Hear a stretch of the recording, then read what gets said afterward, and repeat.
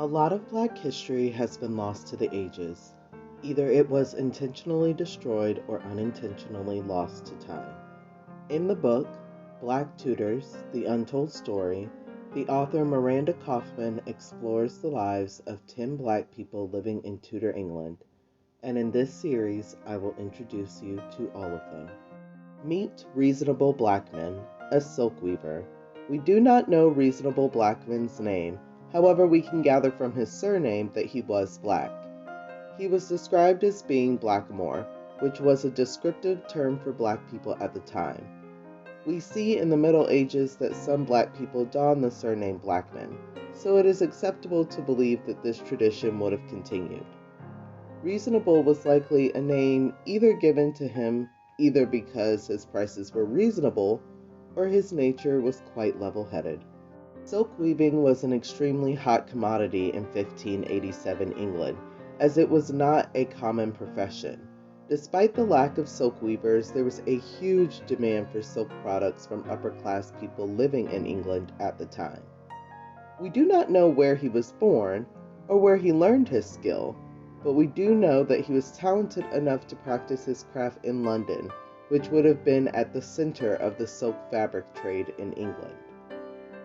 Reasonable Blackman's section of Black Tudors interested me because of his particular place in history. Despite being such a popular textile artist, his real name is not listed. It was common for nicknames to be recorded rather than given names at birth. Perhaps his first name would have given us a clue into his life before coming to England. The term Blackmores refers to black people from all of Africa, which is a gigantic continent, so this description doesn't narrow the search for more information on him. The term Moor was used to describe black Muslims from the Swana region. It is possible that he was a black Moor. Islamic silk was common at the time, but we cannot be certain he came from that region. So many questions remain. What brought Reasonable Blackman to England? What financial background did he come from that allowed him to learn such a prized skill and move to London, a very expensive city to reside in even in Tudor England? Sometime between 1592 to 93, the bubonic plague attacked Blackman's family. He lost his daughter Jane first, and then his son Edmund 3 days later. Blackman's family continued to isolate in London, as they couldn't afford to vacate the city for less populated areas like the countryside. It's recorded that he was able to bury both of his children in coffins, a rare occurrence at the time due to the number of bodies.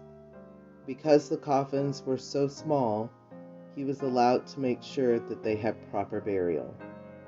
As far as we know, Blackman, his wife, and his 5-year-old son Edward survived the plague, and because of this record of such loss, Reasonable Blackman remains alive in history today.